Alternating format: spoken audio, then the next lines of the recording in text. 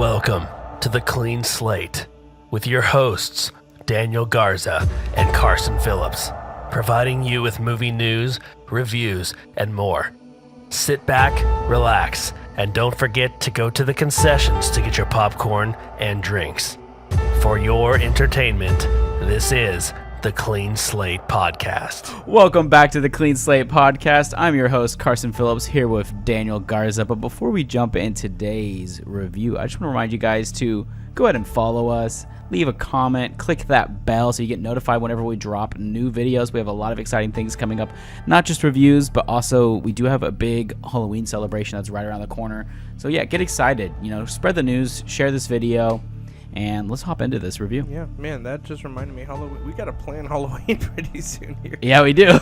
Get ready. Okay, cool, guys. Well, here is the movie. We watched The Thin Red Line. This is the final movie that we're watching of war movies in the month of July. So here's the logline. An adaptation of James Jones' autobiographical 1962 novel focusing on the conflict at the Guadalcanal during the Second World War. I have no idea. Yeah, thanks for that. You're close enough.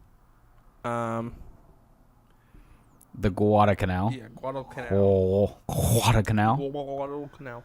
Okay, so, yeah. Is that the full log line? Yeah, that was it. I guess that's all. Yeah. I mean, this is directed. Oh my gosh, how did I just forget his name? Oh my, Terrence Daniel. Malick. I think I have. Thank you. I think I have dementia. This is it. It's the big one. Yep. It starts with one of your favorite directors. The next thing you know, you forget your wife's name and your own name. Terrence Malick doing a war movie. So if you know his films, they're I don't even know how to explain it. They're like esoteric, philosophical, like meandering maybe is a good word. So if you're not used to that style, this might not be a great introduction to his movies. Yeah. But I feel like this one's pretty accessible though compared to like Tree of Life, which we've watched. I thought this has more of a plot, at least more of a focus because it's war at least. Mm-hmm. But want to jump into likes and dislikes? Yeah, so part of it for me was this movie, kind of like what you said, it is very kind of like mind, what we're feeling in the mind rather than actions taking place from, plot.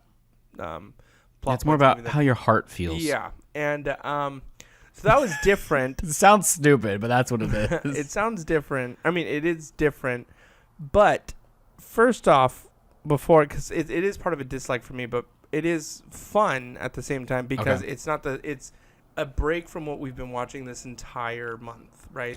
Yeah. All the movies, it's like the opposite, brotherhood really, and survival, but this is like way more specific on like it almost gives a reason for why everybody's fighting, even though they don't want to. And that's interesting, yeah. And sometimes you can get lost in it, but let's just take, into account that this movie was nominated for 7 Oscars, and it has 23 other wins. Didn't win an Oscar, and 47 nominations, and it is stacked with like actors from things you've seen all over the place. I would say most of these actors have played an old rugged dad at one point in their life, because I remember. Yeah, I mean, these are all early roles for a lot of them, I think, or early-ish for most of them. Yeah, and what was funny was one of the characters, he is, who does he play? He plays Mom, or from Holes. He plays. Oh, yeah. So that was one. Yeah, that's crazy. I forget what his name is, but we got Jim Caviezel, we got Sean Penn, Nick Nolte. I don't know some of these other guys like Simon Billig. Mark Boone Jr., who is huge in Sons of Anarchy. He plays Private Peel. Mm-hmm. Adrian Brody. We have George Clooney. We also have Woody Harrelson. Like, it is just like. He probably is my favorite in this, Woody Harrelson. It's actually really funny. Like his like final moments. Yeah. I actually like that scene. He's like, they blew my butt off. I blew my butt off. And then it gets really sad immediately after, and I was like, oh. Because you realize your fate, you're gonna bleed out. Anyway, that'd be my final words too, though.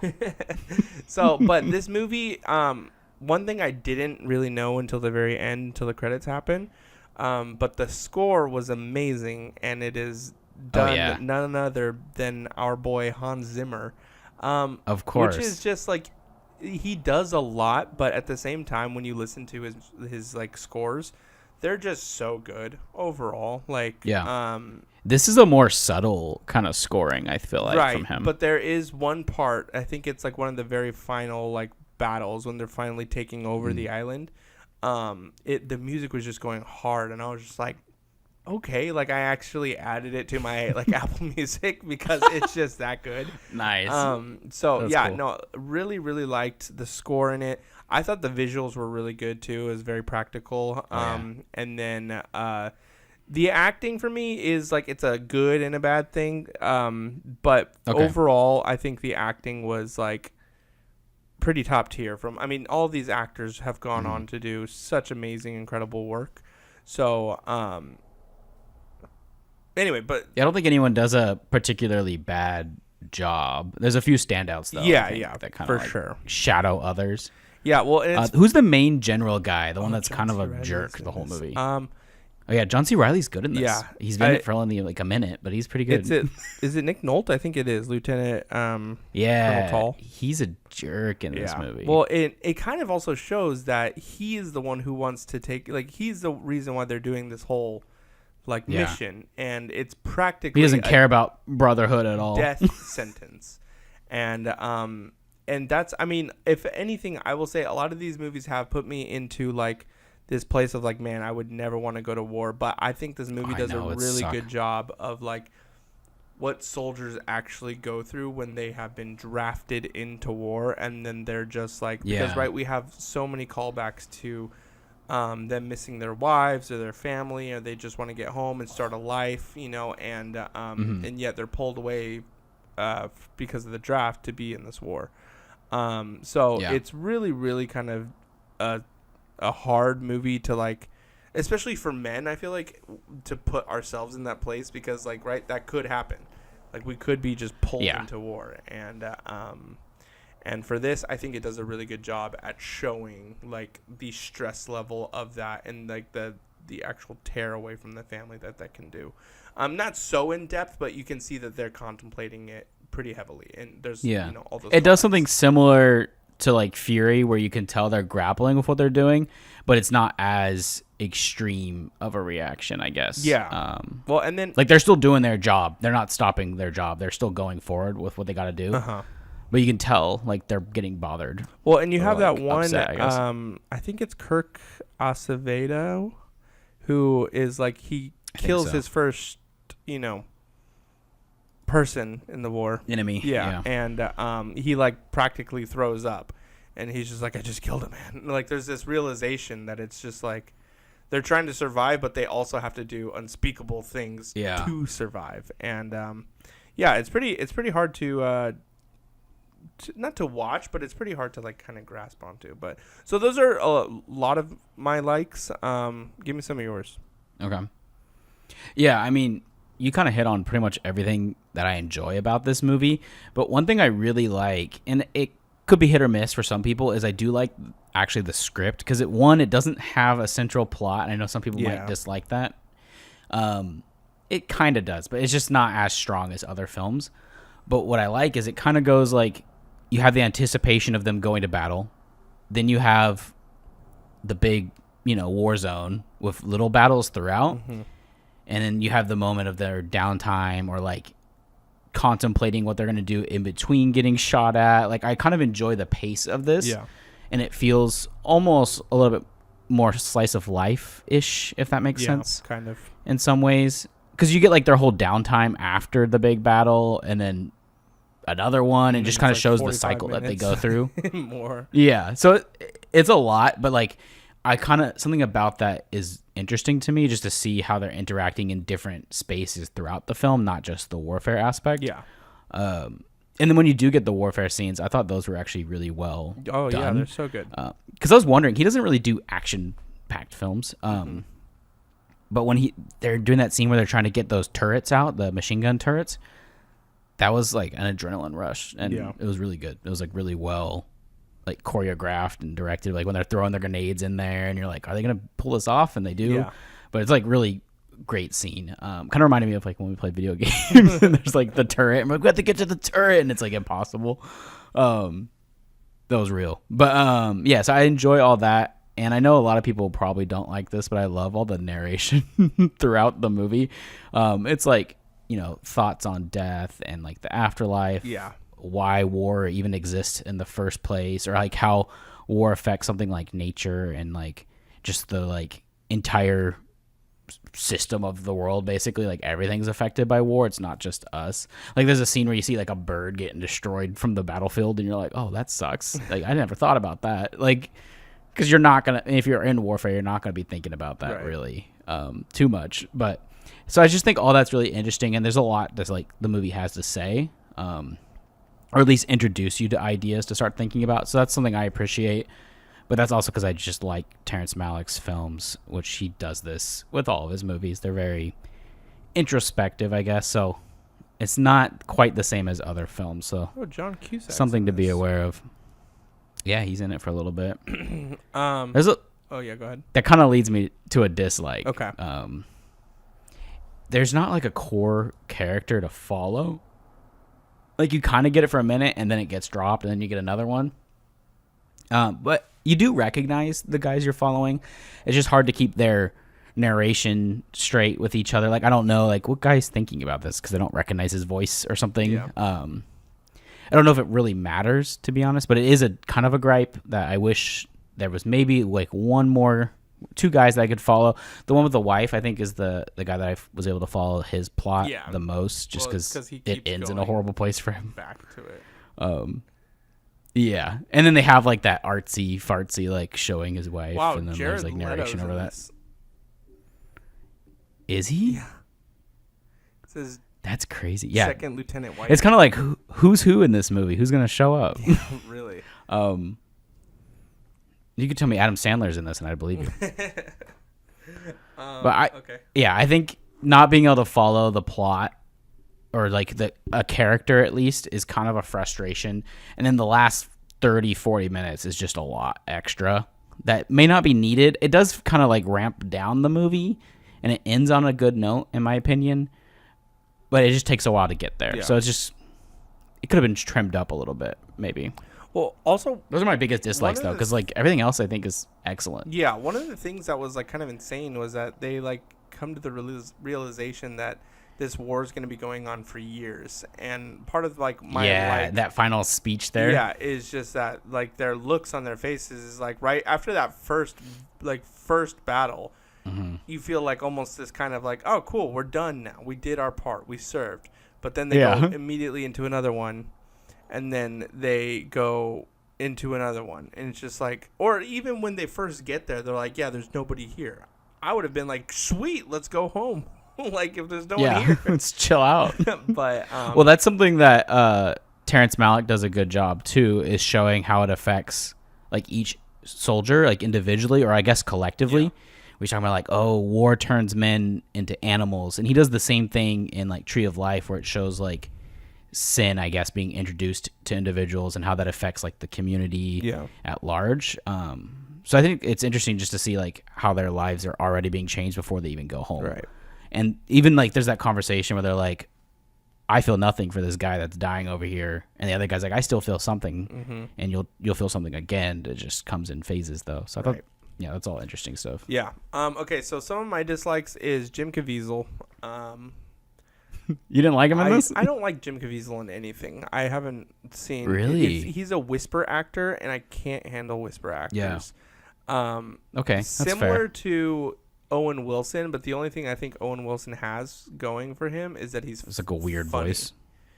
Okay. But like we're watching this show Stick right now, and he's like, it's about golf, but he like whispers all the time, and I get that you're frustrated. That's pretty good. And that's what Jim Caviezel does, and it's Ka-chow. Yeah. So he also looks sickly in this movie, like he looked odd, super young and everything, but like at the very first scene, right where he's talking to that tribewoman, and he's like, are you scared of me? And she's like, yeah. And he's like, why? She's like, because you look like Army. And I'm like, he does not look like Army.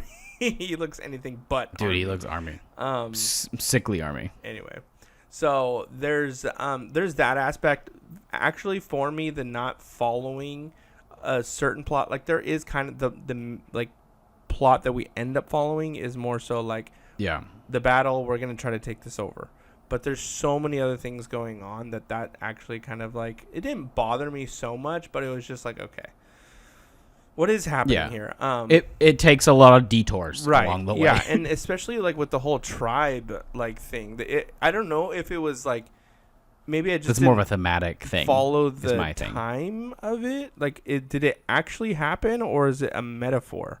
I think both. Because when he dies, spoiler alert, like his heaven is swimming in the ocean with some tribal kids who are naked, and I was just like, "Is this Jimmy?" Yeah, Diesel's I think it's. That's crazy. That's crazy. And then he came out with the other movie. It's like, what is that overriding the children? The children. The Sound of Freedom. Yeah.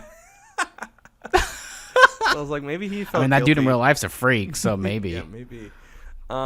That's funny. I think it's supposed to be like thematic, philosophical. Like, I'd have to rewatch it and like really like focus on what they're saying and like, write notes or whatever. Yeah, but I don't have an answer for you. Also, I would say my last biggest like annoyance, and this just isn't with this movie. It happens with a lot of movies, but a lot of times when you go see a movie in theaters and there are people that speak different languages in the film, there's normally captions of what they're saying. But there's no captions in oftentimes, once the movie is released for digital or DVD, there's no captions for what they're saying. So the entire time somebody's speaking Japanese, they're having this long monologue, and you're like, what is happening? And I don't understand why that isn't a thing. Like, why don't the captions come with the movie? It just doesn't make sense because it happens, I would say, more often than not now in movies, to where I'm like, I'm losing plot here because we're not getting the what's someone call it? Now I'm just going based off of how they're acting, and I'm like, yeah, he's mad, I think. And it's just like, well, I did hear that the book this is based on shows the Japanese perspective a little bit more. Okay. And I don't know how much of that was filmed or not filmed, because it does seem like they tried to do that for a second, right? Like, bit. And it's kind of interesting, and I kind of wish I could know more about that perspective, I guess, in this movie, but that would make it really long, I guess. I don't know. But yeah, it is weird that you don't know what they're saying, because I kind of wish some of it you can figure out from context, but some of it you're like, they're having a full conversation and we're supposed to be focusing on it. Like in Outpost, there's a translator, so it's like, okay, that makes sense. But even in the movie Outpost, there's no translator in this. Even in the movie Outpost, there's like a long, like little piece of monologue where the guy is like, speaking and whatever, and then all of a sudden there's no translator, and you're like, what did he say?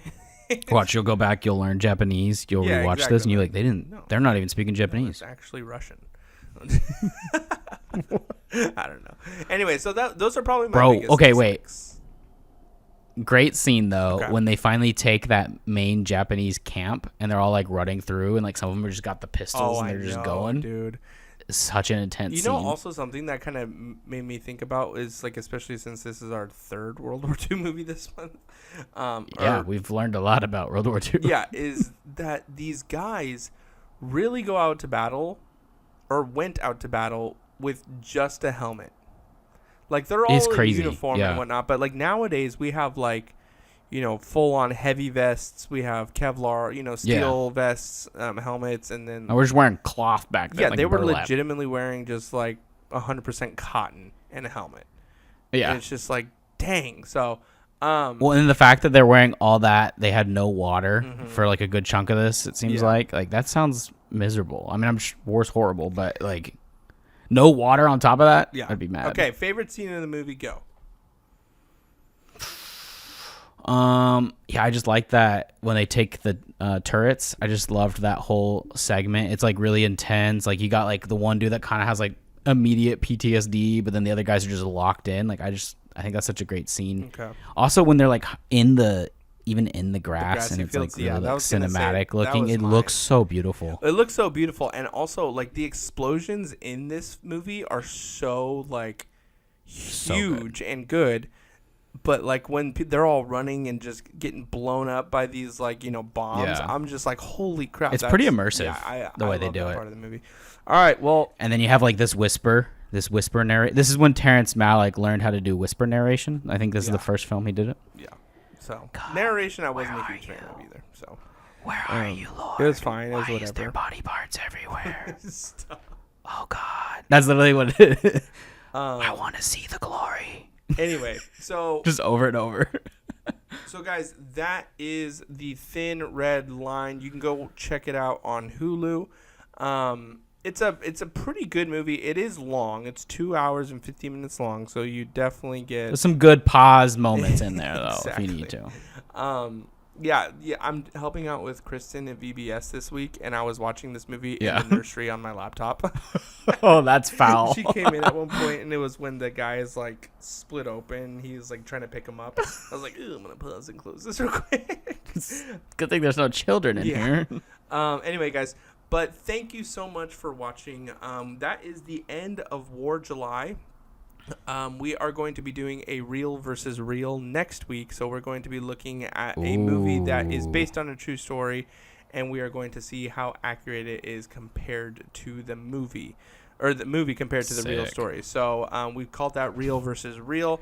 Guys, we got some big things in the works for next season. Carson and I have been talking lightweight, discussing different things. So you'll want to stick around to see these big things coming. And we are hopefully doing merch again this next season. We're really trying to nail down branding. But we know you guys love it and you order it off like sold out. Could you imagine?